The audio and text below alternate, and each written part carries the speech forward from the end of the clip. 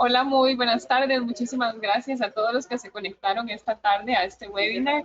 Hoy iniciamos una jornada de reumatología. Vamos a estar hablando de todos estos temas hoy lunes, mañana martes y miércoles, siempre con el doctor José Francisco Díaz. Es un gusto tenerlo con nosotros, doctor. Muchísimas gracias.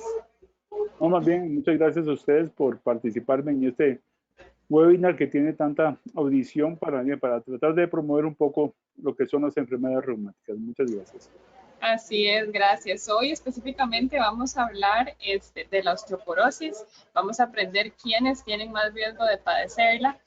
Lamentablemente la doctora Arrieta iba a compartir este webinar con el doctor, pero por situaciones de fuerza mayor no va a poder estar con nosotros. Sin embargo, el doctor les va a presentar esta información de la forma más completa. Así que nada más les queremos recordar que cuando el doctor termine la presentación vamos a estar evacuando sus dudas. Entonces, a lo largo de la presentación pueden ir escribiéndolas en el chat de esta plataforma y ahí las vamos a ir eligiendo para decirlas al final de la presentación. Así que, doctor, ya no le quito mucho tiempo y que disfruten mucho de la presentación. Gracias. Nuevamente, muchas gracias. Y también en nombre de la doctora Arrieta, disculparme, como se digo, por fuerza mayor no nos puede acompañar. Pero bueno, yo voy a tratar de suplirle en lo que pueda, en lo que mejor pueda. Muy bien. Bueno, empecemos pues, pongamos una presentación aquí. Bien, bueno, como se decía, muchas gracias por acompañarnos en este webinar de reumatología que vamos a estar con ustedes a las 2 de la tarde. Bueno, hoy que empezamos con osteoporosis, mañana con fibromialgia y el miércoles con artritis reumatoide. Este primer tema, que es de osteoporosis, ¿quiénes tienen más riesgo de padecer de osteoporosis? Para eso, primero tenemos que introducir qué es osteoporosis. Entonces, el término osteoporosis se refiere a un hueso que es osteo y porosis, que son un hueso con poros, lo cual significa que tenemos un hueso poroso. El hueso normalmente, un hueso normal, tiene pequeños poros pequeñitos y que están con paredes muy gruesas. En cambio, el paciente con osteoporosis, estos poros se hacen muy grandes y las paredes se adelgazan. Este hueso poroso entonces va a perder su fortaleza y se va a volver un hueso quebradizo, un hueso frágil. Eso es al fin y al cabo lo que significa osteoporosis. La osteoporosis es una enfermedad muy frecuente, lamentablemente no podemos establecer qué porcentaje de la población lo padece, pero sí es un padecimiento muy frecuente, sobre todo en personas de la tercera edad. Es una enfermedad predominantemente en mujeres, lo que no significa que los hombres no podamos padecer de osteoporosis. También los hombres padecemos de osteoporosis. En una relación, por cada 3 mujeres que tienen osteoporosis, pues habrá un hombre que tiene osteoporosis. La osteoporosis se describe como una enfermedad silenciosa porque no causa ningún síntoma hasta que ocurra la fractura. Eso significa que mientras se está produciendo este fenómeno en que el hueso se va debilitando, mientras que el hueso se va llenando de poros, la persona no siente ninguna molestia hasta el momento en que se fractura. Y la fractura es, por lo tanto, el síntoma que nos dice que la paciente o que la persona tiene osteoporosis. Lo que sí tenemos que tener claro que no toda fractura que ocurra es por osteoporosis. Vamos a tener una definición clara de qué es una fractura osteoporótica. Y la fractura osteoporótica va a ser aquella que se produce ante un estímulo, ante un trauma mínimo. Tan mínimo como puede ser en el caso de las fracturas vertebrales, una persona que tiene osteoporosis, por supuesto, se agacha para lavarse los dientes y en el momento en que se incorpora, presenta un dolor y es que se fracturó una de sus vértebras. También puede ser, aquí pongo unos ejemplos, que son los que hemos tenido en nuestra experiencia, pacientes que tosen después de un acceso de tos violento, puede ser que se fracture una vértebra, o después de un estornudo, al alzar un objeto pesado, al tender la cama. Esas son causas como de fracturas vertebrales. Pero también tenemos fracturas del arco costal, de las costillas, que pueden ser a veces alguien que abrace a la mamá, a la abuelita fuerte y puede ser que llegue a fracturarle una costilla, lo cual por supuesto no es muy frecuente. Pero lo más característico va a ser aquella fractura que se da cuando una persona se cae de su propia altura. Eso significa que no está subida en ningún lugar y simplemente se cae y se fractura. Normalmente una persona se puede caer y no causa ningún problema. La persona se levanta y sin ningún problema. Es muy diferente con una persona de la tercera edad se cae y la probabilidad de fracturarse es alta y causa un gran temor. Entonces, las caídas que se producen las fracturas que se producen por caídas de su propia altura van a ser consideradas fracturas osteoporóticas. Y las fracturas osteoporóticas, las más frecuentes, las más conocidas por la población en general, va a ser la fractura de coles. Esta fractura de coles es una fractura cuando la persona se va a caer de frente, apoya los brazos y resulta de la caída que se fractura el radio. Esta es una fractura bastante frecuente, bastante conocida y es por osteoporosis. Otra fractura tal vez no tan conocida son las fracturas vertebrales, que esto es un aplastamiento del cuerpo vertebral que, como mencioné, se producen con eventos muy sencillos, como fue eso que mencioné de estornudar, toser, etc. Y después la más conocida, por supuesto, es la fractura de cadera. Existen, sin embargo, otros huesos que también se pueden fracturar. Como mencioné, las fracturas de las costillas debido a un golpe o un apretón fuerte, las fracturas del húmero, del hueso del brazo, que por un golpe se golpean contra una pared, que se tropiecen, se golpean y podrían llegar a fracturarse. Y también están las fracturas de la pelvis, que aunque no tan frecuentes, pero sí son causas que vemos con cierta frecuencia en la consulta. Después hay otras que no son fracturas osteoporóticas, que van a ser las fracturas, por ejemplo, del cráneo. Eso ya sí, para que se fracture un cráneo, no necesariamente una persona tiene que tener osteoporosis, generalmente el trauma es muy fuerte, o como también las fracturas de los dedos pequeños de las manos o de los pies. Esas fracturas no se consideran fracturas osteoporóticas. ¿Por qué la importancia de esto de las fracturas osteoporóticas? Resulta que una fractura osteoporótica, particularmente la de cadera, produce mucho dolor, produce una gran incapacidad funcional y generalmente lleva a la persona a perder su autosuficiencia, se hace muy dependiente. Esto lleva a que la persona tenga una peor calidad de vida, se deteriora su calidad de vida.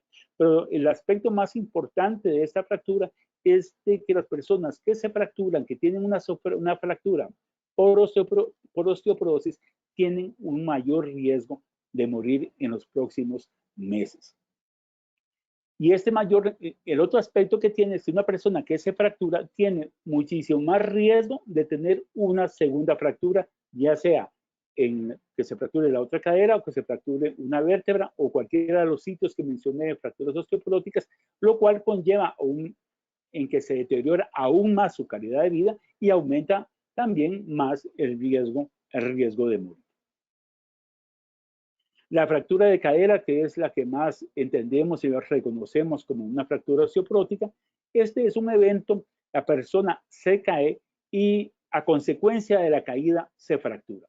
Entonces tenemos que la persona se encuentra postrada con mucho dolor, no se puede levantar, está muy incapacitada. Esto genera una gran conmoción en la familia, porque generalmente, como mencionaban, va a ser la abuelita, la mamá ya de una edad avanzada, que se cayó y está tirada en el suelo con mucho dolor y no se puede levantar. Y entonces, ¿cómo hacemos para levantarla? ¿Quién ayuda? La gente trabajando. Es toda una sensación, una situación de estrés, de cómo ayudamos a nuestro pariente cercano que se ha fracturado. Bueno, ya logramos que se levante y ahora el siguiente paso tenemos que trasladarlo a un centro médico, que también se dificulta mucho, no lo podemos montar en un carro, o sea, subir a un carro porque tiene mucho dolor, hay que llamar a una ambulancia para que coordine el traslado al centro médico. Y una vez en el centro médico, la persona hay que hospitalizarla y prepararla para una cirugía de cadera, para reponer esta fractura en la mayoría de los casos.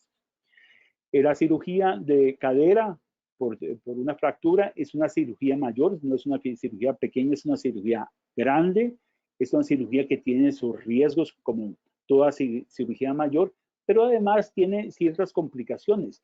El paciente que tiene una fractura de cadera tiene un mayor riesgo de tener una trombosis venosa profunda y con lo cual aumenta el riesgo o tiene un mayor riesgo de tener embolismo pulmonar, y sabemos que los embolismos pulmonares son causa de muerte en el periodo prácticamente inmediato de una fractura, a pesar de que obviamente en el hospital se toman todas las prevenciones para evitar en lo posible estas complicaciones.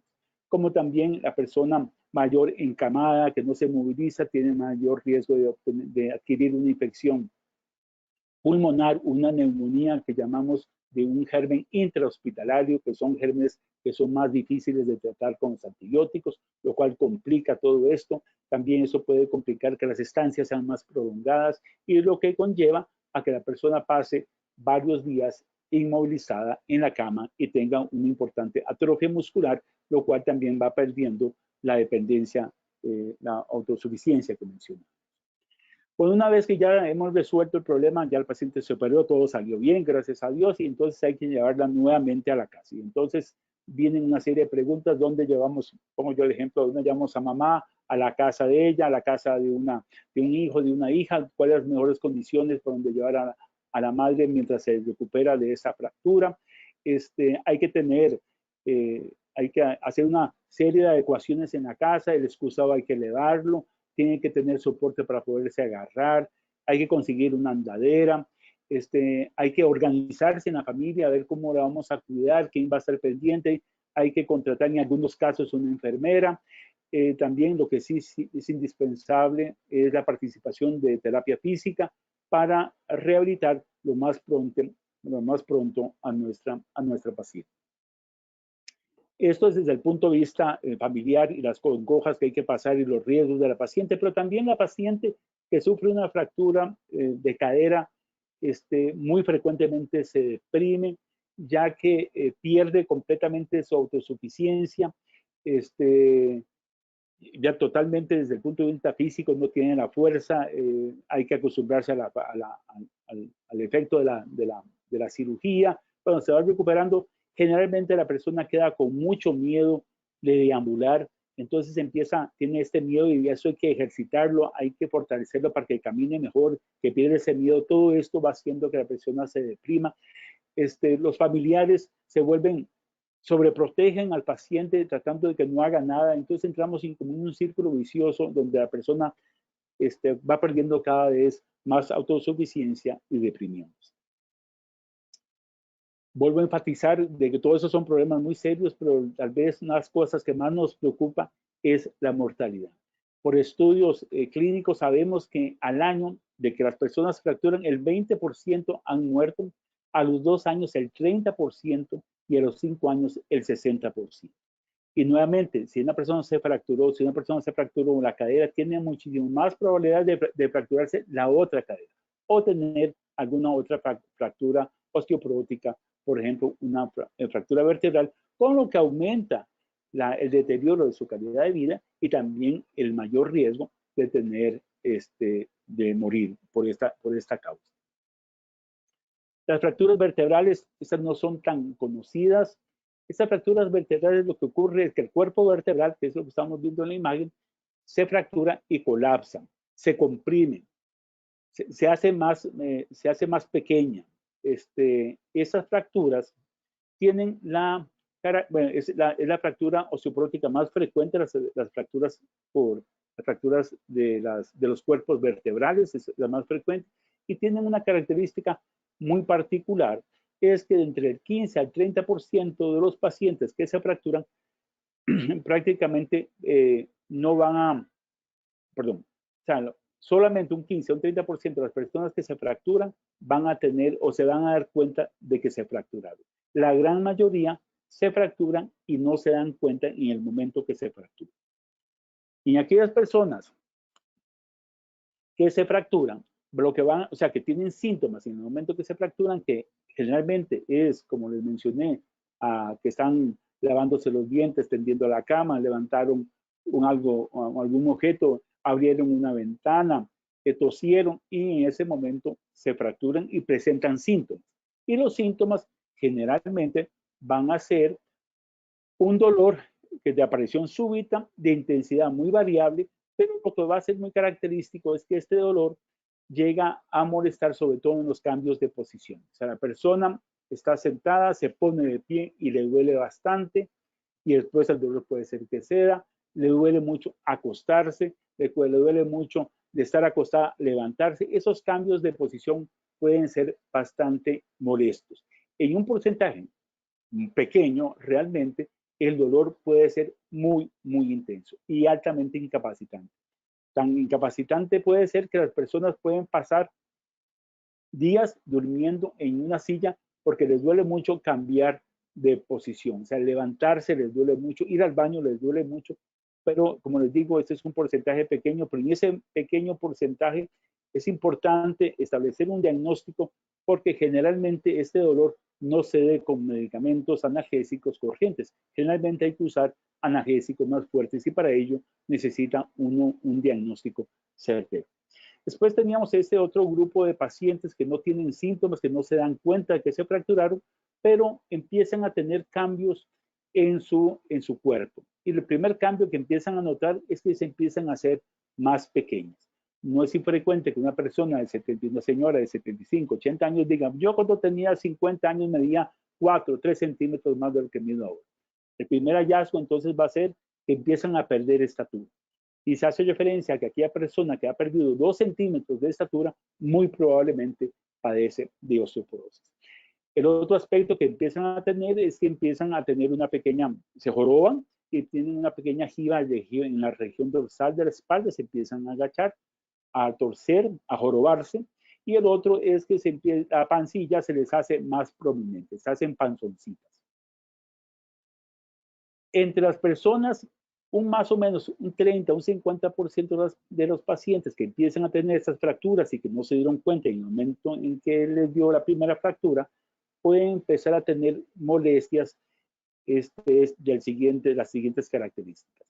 Generalmente se despiertan con poco dolor, empiezan a hacer actividad, pasan de pie sentadas y la actividad empieza a molestarles la región dorsal o lumbar. Y llega un momento que con alguna actividad el dolor llega a ser muy importante, lo cual lo tienen que interrumpir y descansar. Generalmente el descanso les ayuda bastante para este dolor. Hay un síntoma o un problema que se presenta en los pacientes con osteoporosis debido a que se van haciendo más chicas, o sea, se van achicando, y que si ustedes ven en esta gráfica, en el esqueleto de la izquierda, se ve que la distancia que hay entre las costillas y el hueso de la pelvis, que está abajo, es bastante amplio. Conforme la persona se va haciendo más pequeña, llega un momento en que los huesos o las costillas pegan con el hueso de la pelvis, con el hueso ilíaco de la pelvis. Y ese roce llega a ser muy molesto. Y es un problema que es realmente difícil de tratar. Lo que es cierto, nuevamente, igual que con las fracturas de la cadera, la fractura vertebral también es un pronóstico de que muy probablemente si esta persona tiene una fractura vertebral va a tener más probabilidades, más riesgo de tener otra fractura, ya sea de cadera o de la misma vértebra.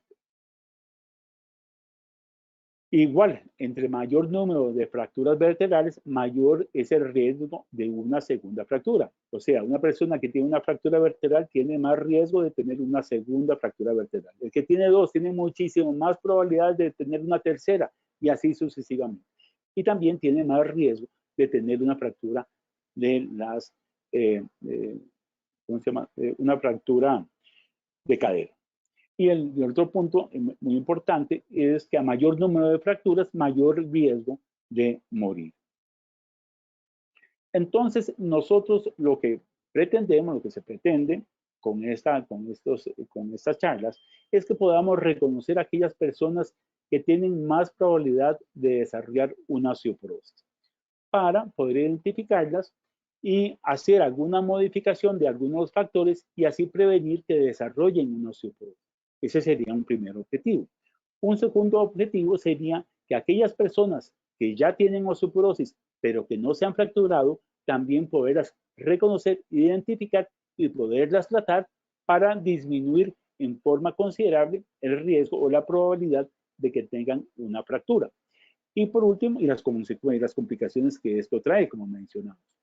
Y un tercer objetivo sería las personas que ya que tienen osteoporosis y que ya se fracturaron, pues que estas personas estén ya en tratamiento, en tratamientos que sean eficaces y que le prevengan en lo posible que se fracturen nuevamente.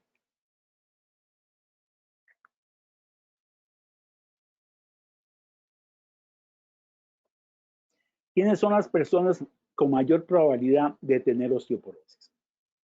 Entonces, se han reconocido factores no modificables y factores modificables. Factores no modificables van a ser que obviamente no podemos hacer nada para cambiar este factor. Y sabemos que, como ya dijimos, las mujeres tienen mucho más probabilidad de tener osteoporosis que los varones. También las mujeres, entre más tiempo pase después de la menopausia, tienen más probabilidad de tener osteoporosis. Las personas blancas, las asiáticas, tienen más probabilidad que las mujeres hispanas y que las afrodescendientes. También a mayor edad, mayor probabilidad de tener osteoporosis. Y otro punto importante es aquellas personas que tienen el antecedente de un familiar, la madre o la abuela o una tía que tuvo una fractura de cadera, pues estas también tienen mayor probabilidad de tener osteoporosis. Y mencionamos solamente las fracturas de cadera, porque es muy difícil poder precisar quién tuvo o no tuvo fracturas vertebrales, que también tendría la misma relación. Si uno sabe si un pariente de uno, abuela, tía o madre, tuvo una fractura vertebral, pues entonces yo también tengo más riesgo de tener osteoporosis. Y aquellos factores que son modificables, que podríamos hacer algo para modificarlo, son las personas muy delgadas. Las personas muy delgadas tienen mayor probabilidad de padecer de osteoporosis. Aquellas personas que tengan una ingesta pobre de calcio, aquellas personas que tengan un déficit de vitamina D también tienen mayor probabilidad de tener osteoporosis. Las tabaquistas o los tabaquistas, el fumado es un factor de riesgo de osteoporosis, como también la ingesta excesiva de alcohol. Y sobre todo una vida sedentaria, en donde uno no haga prácticamente ningún ejercicio. Entonces, ¿cómo logramos nosotros diagnosticar la osteoporosis? ¿Cómo podemos detectar estos poros? ¿Cómo podemos detectar esta fragilidad en un hueso dado de una persona? Y la cosa es esa, o sea, ¿cómo reconocemos nosotros que estos huesos son más frágiles de lo normal? Entonces existen varios métodos que tratan de establecer diferentes características físicas del hueso y que éstas se correlacionen con la fragilidad. Y de estos métodos diagnósticos, el que mejor ha logrado identificar es la medición de la densidad del hueso con absorciometría dual por rayos X, que esta es la famosa DEXA, que es el examen que realmente se realiza aquí en Costa Rica para detectar la osteoporosis. Y el DEXA es un equipo que tiene un brazo que recorre el cuerpo y determina por rayos X la densidad del hueso de la cadera y de las vértebras. Y así nos da un resultado donde establece la densidad de cada una de las vértebras, como también la densidad de la cadera, de las partes del hueso de la cadera. Y después, entonces resulta que después de haber analizado miles de pacientes, se encontró que existe un valor específico y aquellas personas que tenían este valor o un valor menor tenían un mayor riesgo de desarrollar una fractura osteoporótica. Entonces se concluyó que aquellas personas que tenían este valor por densitometría o más bajo eran las que íbamos a diagnosticar como osteoporosis. Es un diagnóstico densitométrico.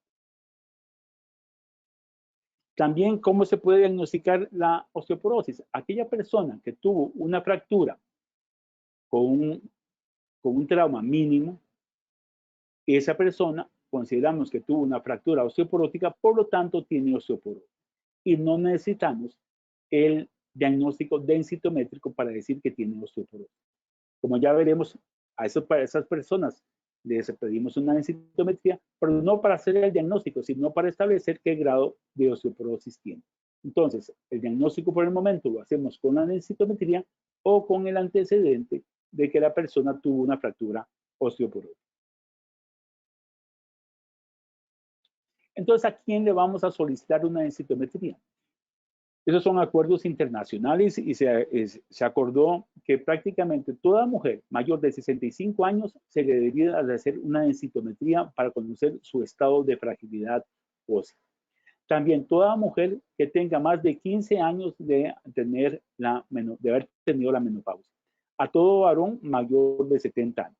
Y aquellas personas que no se encuentran en ese grupo de edad, entonces, que son menores, por lo tanto, por supuesto, y que tengan algún factor de riesgo. Entonces, a esas personas menores, pues entonces, si tienen un factor de riesgo, le vamos a hacer una densitometría.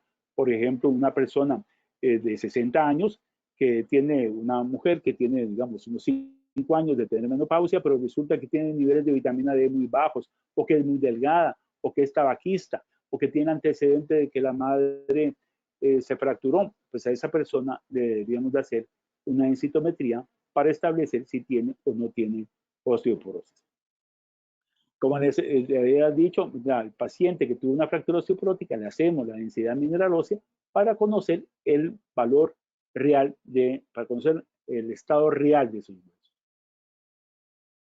Entonces, ¿qué puedo hacer para no padecer de osteoporosis? Entonces, lo primero, necesitamos una dieta saludable, ejercitarse en forma regular, no fumar y no tomar licor en exceso. Una dieta saludable desde el punto de vista óseo significa que tenga una dieta rica en calcio y vitamina D, ya que tanto el calcio como la vitamina D, ayudan a preservar y a fortalecer los huesos. El calcio le da a los huesos fuerza y estructura y la vitamina D ayuda al cuerpo a absorber del intestino el calcio y a pegarlo en el hueso. Y los requerimientos de calcio y vitamina D son de calcio de 1000 miligramos por día o 1200 miligramos. Y la vitamina D, si hay una variación en la edad de la persona, o sea, en gente menor de 50 años, se requieren de 400 a 800 unidades internacionales de vitamina D, mientras que en personas de mayor de 50 años los requerimientos son más altos. Y esto es porque la piel pierde la capacidad de sintetizar vitamina D. En cuanto a los alimentos ricos en calcio, los productos lácteos son la principal fuente de calcio y así tenemos, por ejemplo, que un vaso de leche nos va a aportar aproximadamente 300 miligramos de calcio. Un yogur, unos 225 miligramos y una buena tajada de queso fresco, un queso Turrialba, por ejemplo, unos 500 miligramos. Se dice que lo que se recomienda es que si uno consume 3 porciones de productos lácteos, ya sea el mismo producto lácteo o combinándolos, 3 al día es un aporte suficiente para mantener un hueso sano. Aquellas personas que no pueden, que son intolerantes a la lactosa, no pueden consumir productos lácteos, entonces hay otras alternativas. Y aquí, para mencionar algunas, bueno, tenemos la leche de soya o la leche de almendras y de arroz, que generalmente tienen unas concentraciones muy, muy adecuadas de calcio. Las sardinas enlatadas, hay jugo de naranjas fortificados con calcio, el tofu, que es este queso japonés que también tiene altas concentraciones de calcio como el salmón. Y hay unas hortalizas y vegetales que también tienen cantidades importantes de calcio, como puede ser el brócoli y la espinaca. La ingesta, como hemos dicho, debe ser recomendada es entre 1000 y 1200 miligramos y se prefiere que sea ingerida con los alimentos. Pero aquellas personas que por A o por B no pueden completar esos 1200, esos 1200 miligramos de calcio con las comidas, entonces en estas personas sí hay que darles un preparado extra de calcio. Cuando uno va a tomar algún medicamento, alguna pastilla de calcio, lo que se recomienda es que se tome junto con los alimentos, porque así mejora la absorción del calcio y preferiblemente en la última comida del día, o sea, en la cena. Y el otro aspecto es que lo hagan, que la dosis que van a tomar no sea de 600 miligramos. Entonces, si alguien requiere los 1200, que se tome una pastillita al mediodía y otra pastillita en la cena. En cuanto a la vitamina D, como dijimos, la vitamina D ayuda a absorber el calcio del intestino y a pegarlo en el hueso. Se debe determinar los valores de vitamina D en sangre, porque realmente hemos encontrado que actualmente mucha gente es deficitaria de vitamina D. Y la vitamina D, bueno, aquí estamos hablando del hueso, pero también la vitamina D ayuda para mantener una buena fuerza muscular. Y los niveles normales deben ser de 30 a 50 nanogramos por mililitro. La fuente principal de la vitamina D es la luz solar, pero actualmente muy poca gente recibe la suficiente cantidad de sol como para sintetizar los requerimientos de vitamina D diarios. Por lo que se requiere generalmente que la persona los consuma. Y sabemos que la vitamina D, bueno, los pescados como grasos, como el salmón y el atún, tienen altas concentraciones de vitamina D. Y actualmente hay muchos alimentos que vienen fortificados con vitamina D. Eso nos facilita a que tengamos buena ingesta de este producto. Si uno le hace un nivel de vitamina D y está bajo, sí sabemos que con solo la dieta no va a lograr remontar esos niveles a niveles normales. Y entonces van a requerir una suplementación de vitamina D. Y la suplementación de la vitamina D va a depender del nivel que se tenga. Y generalmente vamos a darles una dosis de entre 1.000 y 5.000 unidades por día hasta que se normalicen los niveles de vitamina D. Una vez normalizados, entonces sí se recomienda que la persona siga tomando una dosis de mantenimiento que va entre los niveles que ya mencionamos, de entre 400 y 800 unidades en gente menor de 50 años y 800 a 1.000 unidades en personas mayores de 50. El ejercicio. La actividad física es un componente clave en el tratamiento de la osteoporosis, ya que en el adulto mayor el ejercicio mantiene la masa ósea, o sea, mantiene que los huesos se mantengan fuertes, mejora el equilibrio, la coordinación y la fuerza muscular, lo que va a reducir el riesgo de caídas, que es muy, muy importante.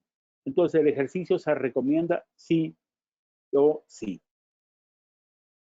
Claro que no hace falta que la persona salga a correr kilómetros para mantener no es el ejercicio, ni ir al gimnasio en forma diaria, pero sí también hay que tener claro que no todas las formas de entrenamiento son igualmente efectivas para para lograr mantener un buen hueso.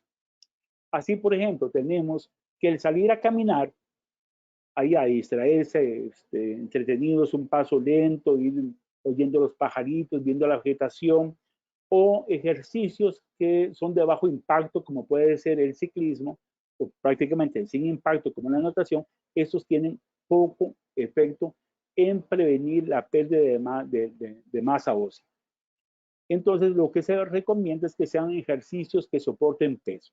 Y entre los ejercicios que soportan peso, vamos a tener que estar haciendo estos ejercicios por lo menos 2 horas y media en una semana, lo que significarían 30 minutos por 5 días a la semana. Ya sea caminar, ya vamos a ver qué tipo de caminar estamos hablando, bailar por 30 minutos, como dije, 5 días a la semana, o pueden también dar pequeños saltos de 10 brinquitos o 20 brinquitos, unas 3 a 5 series 5 veces a la semana.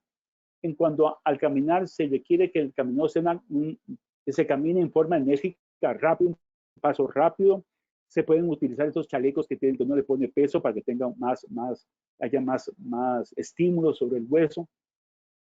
Caminar y subir gradas. También puede ser trotar o saltar, como decía, los pequeños brinquitos. Y después existen estos otros ejercicios que son ejercicios de resistencia progresiva. Por supuesto, si la persona es una persona sedentaria o tiene algún impedimento funcional, cabe el riesgo de que se lesionen cuando van a hacer ejercicio. Entonces, en estas personas lo que se recomienda inicialmente es que tengan ejercicios para fortalecer los músculos, sobre todo los músculos de las extremidades inferiores, o sea, las piernas, y ejercicios de estabilidad antes de que empiecen a hacer un ejercicio un poco más fuerte.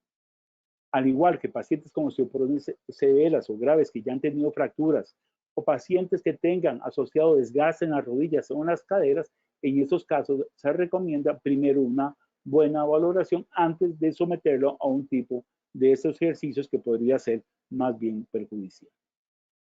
Y están esos ejercicios de resistencia progresiva, que estos ejercicios lo que tratan es que se ejercitan los músculos con algún tipo de resistencia, ya sean bandas o pesas, y la idea es que se vaya incrementando progresivamente la resistencia conforme la persona va adquiriendo más fuerza. Estos ejercicios están recomendados y los estudios demuestran que son muy eficaces para aumentar y mantener la densidad mineral ósea. Y obviamente los resultados de esos ejercicios van a depender de la carga, o sea, la resistencia que tengan que hacer, el número de series que se hagan por repetición, la frecuencia con que lo haga semanal y que tienen que ser un incremento progresivo de la demanda. Y obviamente la constancia de realizar estos ejercicios. Y esos ejercicios se establecen en forma individual. Hay otros tipos de ejercicios que no son muy efectivos para fortalecer los huesos. Sin embargo, sí tienen beneficios, como es el famoso Tai Chi, que este ejercicio no aumenta la masa ósea ni la mantiene, pero sí logra que los músculos mejoran la fuerza, la coordinación y el equilibrio.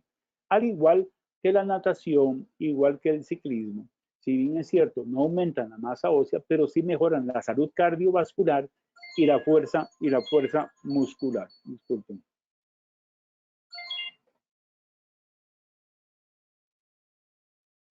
En cuanto a los estilos de vida, además de una adecuada dieta y hacer ejercicios en forma regular, otros factores del estilo de vida que mejoran la salud de los huesos es el no fumar y limitar el consumo de alcohol. El tabaquismo, sabemos que en las mujeres el fumar aumenta la tasa de pérdida ósea, o sea, pierden más masa ósea que una persona que no fume.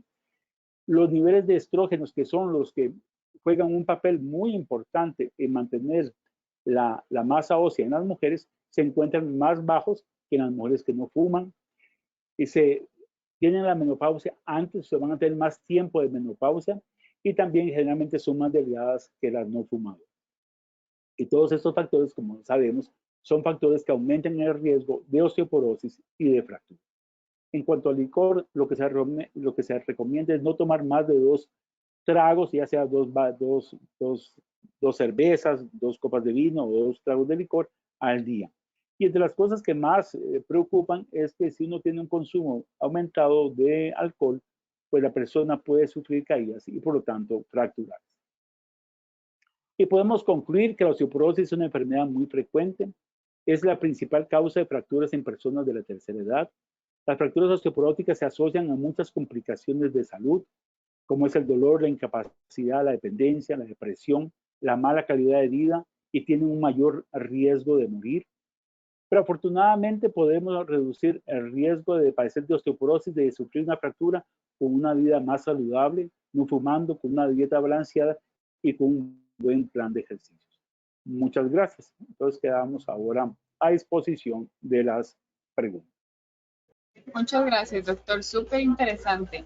Vieras que casi todas las preguntas han sido con respecto a la ingesta de la vitamina D, ¿verdad? Solo que quisiera recordarle a los participantes que este webinar lo vamos a subir al canal de YouTube del Hospital Clínica Bíblica y ahí pueden repasar todo lo que el doctor mencionó acerca de cómo complementar, ¿verdad? Todos estos alimentos que tienen calcio y vitamina D. Entonces, digamos, ya abarcando eso, tenemos una muy específica que dice que tienen una hija de 25 años, pero que a nosotros... ¿Sí, señor? Que aquí me está, voy a desconectar el teléfono. Okay. Lo tenía conectado. Entonces, que ya. Esta hija de 25 años... Ok, tiene una hija de 25 años, pero a los 8 o 9 años sufrió 2 veces la fractura del radio, húmero y cúbito. ¿Tendrá ella necesidad de hacerse una densitometría? Primer punto, la densitometría se hace, el resultado de densitometría para hacer un diagnóstico de osteoporosis se hace en relación a un grupo testigo, que son gente de más o menos de 25 años. Entonces ahí se hace una comparación y se saca el diagnóstico para ver si tiene osteoporosis. La densitometría en el caso de esta niña, no, o sea, se hace la densitometría para tener un valor base para ver cómo están sus huesos, a ver qué tan calcificados están. a la edad de ella no se puede hacer diagnóstico de osteoporosis por densitometría. A esas edades hay otras causas que pueden producir fracturas que no se consideran fracturas osteoporóticas, como hay otras enfermedades que pueden producir debilitamiento de los huesos. ¿Qué edad tiene? ¿Me dijiste? Ahorita tiene 25. Hola.